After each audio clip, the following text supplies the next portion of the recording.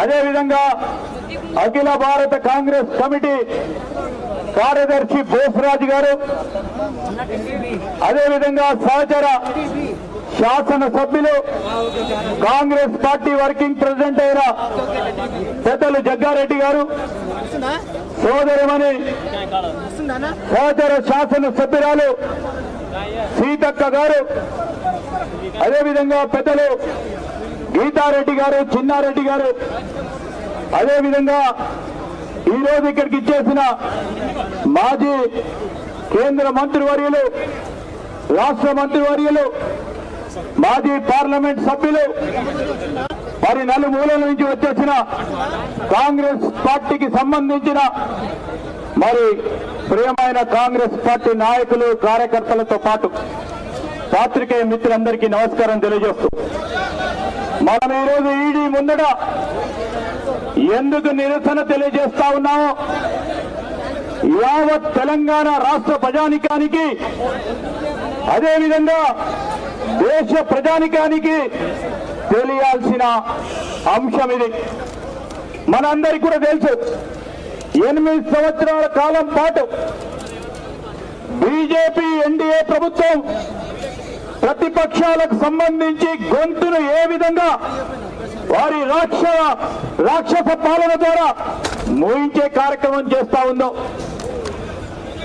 8 సంవత్సరాల నుంచి ప్రతి సంవత్సరం ప్రతిపక్ష నాయకులపై, కార్యకర్తలపై, ఆనాడు ఆ ప్రభుత్వాల్లో పనిచేసిన మంత్రులపై నిరంకుశంగా ఈడీని ఉపయోగించుకొని, సిబిఐని ఉపయోగించుకొని అనేక ఇబ్బందులకు గురి చేస్తూ వస్తా ఉంది. ఈ సందర్భం కూడా మీ అందరికీ తెలుసు. ఈరోజు మన జాతికి సంబంధించిన పత్రిక నేషనల్ హెరాల్డ్ పత్రిక, ఇప్పటిది కాదు ఈ పత్రిక, ఆనాడు జవహర్లాల్ నెహ్రూ గారు స్వాతంత్రం రావాలి, ప్రజల్లో స్వాతంత్ర ఉద్యమానికి సంబంధించిన ప్రాముఖ్యతను ప్రజల అందరి పాత్రను ముందుకు తీసుకెళ్లే ప్రయత్నంలో ఆనాడు జవహర్లాల్ నెహ్రూ గారు వారి సొంత డబ్బులతో కొంతమంది మిత్రులతో కలిపి పెట్టిన ఈ పత్రికకు సంబంధించి స్వాతంత్రం రావడానికి ఆ రోజు జవహర్లాల్ నెహ్రూ గారితో పాటు మరి అనేక మంది కాంగ్రెస్ పార్టీకి సంబంధించిన నాయకులు, మిత్రులు ముందుకొచ్చి స్వాతంత్ర ఉద్యమానికి మరి ఊసనిచ్చి నిలబెట్టిన ప్రధానమైన పత్రిక నేషనల్ హెరాల్డ్. ఈ నేషనల్ హెరాల్డ్ కి సంబంధించి మనందరికీ కూడా తెలుసు, మా ఎన్ఎస్యూ, యూత్ కాంగ్రెస్, లేకుంటే కొత్త తరాలకు సంబంధించి నెహ్రూ గారి కుటుంబం, ఇందిరాగాంధీ, రాజీవ్ గాంధీ గారి, రాహుల్ గాంధీ గారి కుటుంబానికి సంబంధించి ఆ రోజు పెద్ద శ్రీమంతులుగా ఉండి మొత్తం యావత్ ఆస్తిని స్వాతంత్ర ఉద్యమాన్ని గురించి ఖర్చు పెట్టిన మహానాయకులు మన రాహుల్ గాంధీ గారు, సోనియా గాంధీ గారు, అదేవిధంగా నెహ్రూ కుటుంబానికి సంబంధించిన ప్రతి ఒక్కరు ఈరోజు 50 లక్షల గురించి మాట్లాడుతా ఉన్నారు బీజేపీ వారు. ఇలాంటి 50 లక్షలు స్వాతంత్రానికి ముందు ఎన్నిసార్లు, ఎన్ని మార్లు, ఎన్ని విధాలుగా జవహర్లాల్ నెహ్రూ గారు కానీ ఈరోజు కాంగ్రెస్ పార్టీకి సంబంధించిన ప్రధాన నాయకులు ఖర్చు పెట్టడం జరిగిందో మనం అందరం కూడా చూసాం. మనకు స్వాతంత్ర్యం రావాలి, స్వేచ్ఛాయుతమైన జీవితంలో ఈ భారతదేశానికి సంబంధించిన ప్రజానికం శ్వాస పీలాలంటే ఆనాడు ఈస్ట్ ఇండియా కంపెనీ బ్రిటిష్ సామ్రాజ్యవాదాన్ని ఎదుర్కొనే కార్యక్రమానికి నాంది పలికింది నేషనల్ హెరాల్డ్ పత్రిక. ఆ క్రమంలోనే నడుచుకుంటూ స్వాతంత్రం వచ్చిన తర్వాత కూడా జవహర్లాల్ నెహ్రూ గారు, ఇందిరాగాంధీ గారు, అనేక మంది దాంట్లో తోడ్పాటు చేసిన మహానాయకులందరూ కూడా స్వాతంత్రం ఫలితాలని సరి అయిన విధానంలో తీసుకెళ్లాలని మరి జర్నలిజం స్పిరిట్ కు ఆదర్శంగా నిలబడ్డ పత్రిక నేషనల్ హెరాల్డ్. ఆ రోజు మన చేతిలో ఉంది, జవహర్లాల్ నెహ్రూ గారి చేతిలో ఉన్నది. పత్రికను వారి ఇష్టారాజ్యంగా ఈరోజు కొన్ని మీడియా సంస్థలను ఉపయోగిస్తా ఉన్న అటు బీజేపీ, ఇటు టీఆర్ఎస్ సంస్థలు, పార్టీలు ఆ విధంగా ఎప్పుడు ఉపయోగించలే.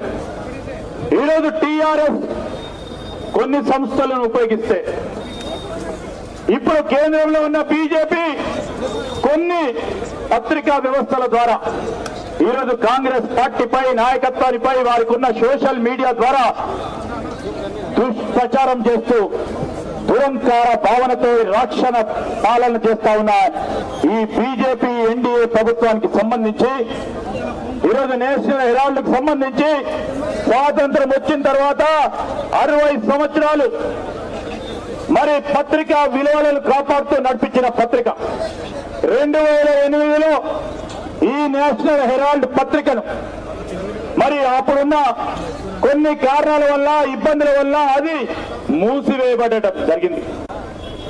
మూసివేయబడితే రాహుల్ గాంధీ గారు, సోనియా గాంధీ గారు యావత్ కాంగ్రెస్ పార్టీకి సంబంధించిన నాయకత్వం ఆలోచన చేసి ఈ పత్రిక ద్వారా స్వాతంత్రం కంటే ముందు ఈ పత్రిక పాత్ర పెద్దగా ఉంది, స్వాతంత్రం వచ్చిన తర్వాత పెద్ద పాత్ర ఉంది.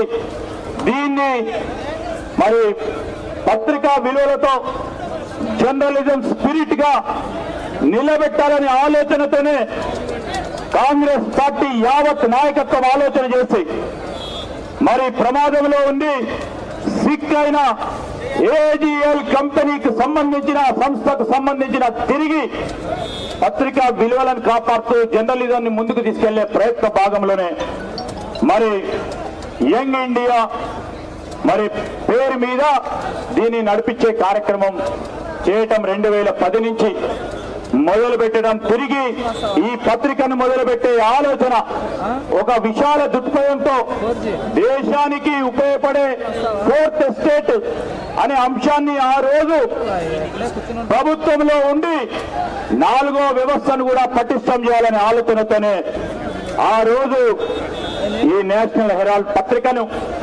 తిరిగి మొదలు పెట్టుకొని మరి న్యాయపరంగా అన్ని తీర్ల అధికారంలో ఉండి తప్పు చేయాలనుకుంటే 2 నిమిషాలు కాకపోతా ఉండే, కానీ అప్పు తెచ్చి 50 లక్షల రూపాయలతో తిరిగి దాన్ని పునఃప్రారంభం చేసే కార్యక్రమం కాంగ్రెస్ పార్టీ యావత్ ఆలోచన చేయడం జరిగింది. ఇదే పత్రికకు మీ ద్వారా ఈరోజు యావత్ ప్రజానికానికి తెలియజేయాల్సిన అవసరం ఉంది. కాంగ్రెస్ పార్టీ పత్రికను నిలబెట్టాలనే ఆలోచనతోనే కాంగ్రెస్ పార్టీకి సంబంధించిన కార్యకర్త నాయకుడి దాదాపు 90 కోట్ల రూపాయలు పత్రికకు ఇచ్చి, పత్రికకు లోన్గా ఇచ్చి ఈ సంస్థను కాపాడే కార్యక్రమం కాంగ్రెస్ పార్టీ చేసింది. అయినా కానీ కొన్ని ఇబ్బందుల వల్ల 2008లో మరి పత్రిక బంద్ అయితే దాన్ని తిరిగి పునఃప్రారంభం చేయాలనే ఒక మంచి ఆలోచనతోనే ఆ రోజు యావత్ కాంగ్రెస్ పార్టీ నిర్ణయం తీసుకుంటే ఇది జవహర్లాల్ నెహ్రూ గారు స్థాపించిన ట్రస్ట్, దీన్ని కాపాడే కార్యక్రమం ఎవరి ద్వారా అవుతుందని యావత్ కాంగ్రెస్ పార్టీ నాయకత్వం ఆలోచన చేసి సోనియా గాంధీ గారు, రాహుల్ గాంధీ గారు ఉంటే ఈరోజు స్వార్థం లేకుండా కాంగ్రెస్ పార్టీ కానీ యావత్ భారత ప్రజానికానికి ఉపయోగపడే పత్రికగా ఉంటదని ఆ రోజు సోనియా గాంధీ గారిని, రాహుల్ గాంధీ గారి కోరటంతో మరి వారి నేతృత్వంలో ప్రధాన పాత్ర కార్యక్రమం తీసుకొని తిరిగి నేషనల్ కార్యక్రమాన్ని పునఃప్రారంభోత్సవం చేసుకున్నాం. ఆ రోజు అక్కడున్న బీజేపీ ఇతర పార్టీలకు సంబంధించిన కొంతమంది 2012లో ఆనాడు మనం ప్రభుత్వంలో ఉన్నాం, దీనిపైన విచారణ జరపాలి, అవకతవకలు జరిగినాయని ఆనాడు 2012లోనే ఎవరో ఒకరు మరి దరఖాస్తు చేస్తే రాహుల్ గాంధీ గారు, సోనియా గాంధీ గారు మరి ప్రస్ఫుటంగా బీజేపీ ఈనాడున్న పార్లమెంట్ సభ్యులు సుబ్రహ్మణ్యం స్వామి గారు ఇచ్చిన ఫిర్యాదు మేరకు ఆ రోజు రాహుల్ గాంధీ గారు, సోనియా గాంధీ గారు ఒకరే చెప్తారు, ఎక్కడా తప్పు జరగలేదు, తప్పు జరిగే అవకాశం లేదు, ఎవరు భయపడవద్దు, కావాలనే దుష్ప్రచారం చేస్తా ఉన్నారు అని చెప్పి ఈనాటి వరకు కూడా అదే స్టాండ్ పై మనమున్నాము, మన నాయకత్వం ఉంది. 2015లో తిరిగి ఎన్డీఏ ప్రభుత్వం, బీజేపీ ప్రభుత్వం వచ్చిన తర్వాత మరొక్కసారి దీనిపైన విచారణ చేయాలని ఇదే సుబ్రహ్మణ్యం స్వామి కోరితే, ఈడీకి కానీ ప్రభుత్వానికి సంబంధించిన సంస్థలను కోరితే దీనిపైన కేసు కూడా నిలబడదు, దీంట్లో జరిగిన తప్పు లేదని ఇదే ఎన్డీఏ ప్రభుత్వానికి సంబంధించిన సంస్థలు దీన్ని క్లోజ్ చేసినాయి. మళ్ళా తిరిగి ఈరోజు ప్రజల్లో పెరుగుతా ఉన్న కాంగ్రెస్ పార్టీపై ఆదరణను జీర్ణించుకోలేక మళ్ళా బీజేపీ వారు బీజేపీకి సంబంధించిన పార్లమెంట్ సభ్యుడు అదే పార్లమెంట్ సభ్యుతో మరొకసారి ఫిర్యాదు చేసుకొని ఇలాంటి ఈడీ సంస్థల ద్వారా విచారణ చేపట్టే కార్యక్రమాన్ని చేపడుతున్న నేపథ్యంలో ఈరోజు మనం ఆలోచన చేయాలి. ఈరోజు మన తెలంగాణ రాష్ట్రానికి సంబంధించిన ప్రజల ఆలోచన చేయాలి. బీజేపీ ఏ విధంగా ప్రతిపక్షాలకు సంబంధించిన గొంతును నొక్కే కార్యక్రమం చేస్తా ఉందో, ఆఖరికి కాంగ్రెస్ పార్టీ ఆది నాయకత్వం ఈరోజు దేశ స్వాతంత్రాన్ని సాధించి ప్రముఖ పాత్ర వహించిన ఆ కుటుంబానికి సంబంధించిన మరి ఇద్దరు కాంగ్రెస్ పార్టీ నాయకులను మరి ఈ విధంగా మరి రాక్షస పాలనలో వారిని ఇబ్బంది పెట్టే కార్యక్రమం చేస్తా ఉన్నారు. దేశ సమగ్రత గురించి, దేశ స్వాతంత్రం గురించి పోరాడిన ఈ కుటుంబం ఇందిరాగాంధీ గారు మరి వారి ప్రాణత్యాగం దేశ ప్రజలు ఈ రోజు వరకు కూడా మర్చిపోలేదు. దేశ సమగ్రతను కాపాడాలని రాజీవ్ గాంధీ గారు వారి ప్రాణత్యాగాలు ఇచ్చారు. ప్రధానమంత్రిగా అనేక మార్లు అవకాశం వచ్చిన సోనియా గాంధీ గారు ప్రధానమంత్రిగా పదవిని తీసుకోకుండా దేశ ప్రజలకు ఏదో విధంగా సేవ చేయాలి, పార్టీకి సేవ చేయాలనే ఒక విశాల దృక్పథంతో ముందుకు వచ్చిన మహావనిత సోనియా గాంధీ గారు. మరి అదేవిధంగా రాహుల్ గాంధీ గారికి అనేక సందర్భాల్లో ప్రధానమంత్రి పదవి అవకాశం వచ్చినా మనము సేవ చేయాలి, సేవా దృక్పథంతో ముందుకు పోవాలని ఆలోచన చేసిన మహనీయ నాయకుడు రాహుల్ గాంధీ గారు. ఈరోజు ఎవరు కాంగ్రెస్ పార్టీలో పనిచేస్తా ఉన్న కార్యకర్త నాయకుడు ఎవరు భయపడే నాయకుడు లేడు, ఇక్కడ కార్యకర్త కూడా లేదు. ఈరోజు కాంగ్రెస్ పార్టీ నాయకుడికి అండగా ఈరోజు మనం అందరం కూడా నిల్చున్నాం. ఇక్కడ ఈ సందర్భాన్ని మేము దృష్టిలో పెట్టుకోవాలి. ఆ రోజు ఈస్ట్ ఇండియా కంపెనీ ఇలానే భయపెట్టింది, ఇట్లనే అందరినీ జైలుకు పంపే ప్రయత్నం చేసింది. స్వాతంత్రాన్ని సాధించాలి, స్వేచ్ఛాయుతమైన జీవితాన్ని మన భారతదేశ ప్రజలకు ఇయ్యాలనే ఉద్దేశంతోనే అనేక మంది స్వాతంత్ర ఉద్యమకారులు గాంధీ గారి నాయకత్వంలో, జవహర్లాల్ నెహ్రూ నాయకత్వంలో, సర్దార్ పటేల్ గారి నాయకత్వంలో, మౌలానా అబుల్ కలాం ఆజాద్ నాయకత్వంలో ముందుకు నడిచి అనేక మంది స్వాతంత్ర సమరయోధులు వారి ప్రాణ త్యాగాలు చేసి స్వాతంత్రాన్ని సాధించిన ఘనత ఆనాడు కాంగ్రెస్ పార్టీకి ఉంది. ఈనాటి వరకు కూడా అదే స్ఫూర్తితో పోరాటం చేసే క్రమం ముందుకు నడుస్తాయని కూడా మనం అందరం కూడా ముందుకు నడవాలని మనవి చేస్తా ఉన్నా. ఇలా ఆ రోజు ఈస్ట్ ఇండియా కంపెనీ అయితే ఈ రోజు బీజేపీ వెస్ట్ ఇండియా కంపెనీ అయింది. రాహుల్ గాంధీ గారు చెప్పినట్టు ఈ వెస్ట్ ఇండియా కంపెనీని గద్దె దింపాలి, గద్దె దింపే కార్యక్రమం చేయాలి. మనం అందరం ఆ ప్రయత్నంలోనే పోరాటం ఇంకా రాబోయే సంవత్సరంన్నర కాలం పాటు చేస్తూనే ఉండాలి. ఆనాడు చిదంబరం గారిని ఈడీ నోటీస్ ఇచ్చి వారిని జైలు పెట్టే కార్యక్రమం చేసిండ్రు. ఈ రోజు అదే కార్యక్రమాన్ని తిరిగి తీసుకెళ్లి మన నాయకులైన రాహుల్ గాంధీ గారిపై చేస్తా ఉన్న ప్రయత్నం, సోనియా గాంధీ గారు చేస్తా ఉన్న ప్రయత్నాన్ని మనం గుర్తుంచుకోవాలి. మేము ఈ రోజు హెచ్చరిస్తా ఉన్నాం బీజేపీ ఎన్డీఏ ప్రభుత్వాన్ని. ఇప్పటికీ నోటీసులు ఇచ్చారు, దమ్ముంటే ముట్టుకొని చూడండి, కాలిపోయే కంచం కాంగ్రెస్ పార్టీ కార్యకర్త నాయకుడు చేయటం జరుగుతుంది. ఈ రోజు నేను చెప్తా ఉన్నా, మా నాయకులు నీతిమంతమైన కుటుంబం నుంచి వచ్చి ప్రజాసేవలో నిమగ్నమై అధికార దురంకారాన్ని ఎప్పుడు కూడా ప్రదర్శించలే. ఆనాడు అధికార దురంకారాన్ని ప్రదర్శిస్తే గుజరాత్ లో జరిగిన అలజడికి ఇప్పటి వరకు కూడా వాళ్ళు జైల్లో ఉంటుండే, ప్రధానమంత్రి కాకపోతుండే. ఈరోజు మనం చెప్తా ఉన్నాం, ఈ సందర్భంలో కూడా మనమందరం కూడా పోరాటం చేయాల్సింది. ఈరోజు బీజేపీ నిరంకుశ ప్రభుత్వానికి వ్యతిరేకంగా స్వేచ్ఛాయుతమైన జీవితం ప్రతి ఒక్కరు కూడా నడపాలని ప్రతిపక్షాల గొంతులు నొక్కుతా ఉన్న ఈ బీజేపీ ప్రభుత్వాన్ని గద్దె దింపే వరకు ఊరుకునేది లేదు. ఏ విధంగానైతే ఈస్ట్ ఇండియా కంపెనీని పారదోషించడం జరిగిందో వాళ్ళంటా ఉన్నారు కాంగ్రెస్ ముక్తని, బీజేపీ ముక్తు.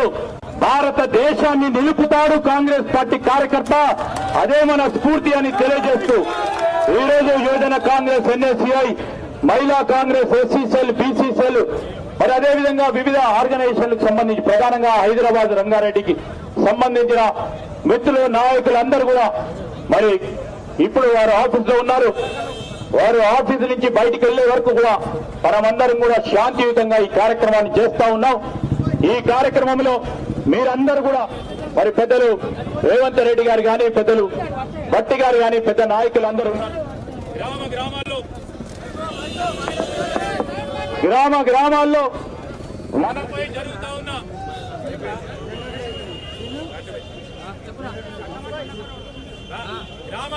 మనపై జరుగుతా ఉన్న ఆకృత్యాలు ఒక పక్షాన టీఆర్ఎస్ నుంచి, మరో ప్రక్కన బీజేపీ నుంచి అరికట్టాల్సిన సమయం ఆసమైనది కనుక మనం ఈ రోజు పోరాటం చేస్తా ఉన్నాం.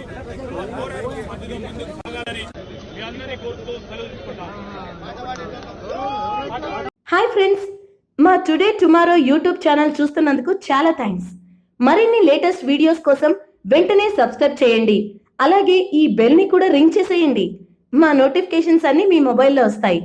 అలాగే మా వీడియోస్ మీకు నచ్చితే లైక్ చేయండి, షేర్ చేయండి, నచ్చకపోతే కామెంట్ చేయండి.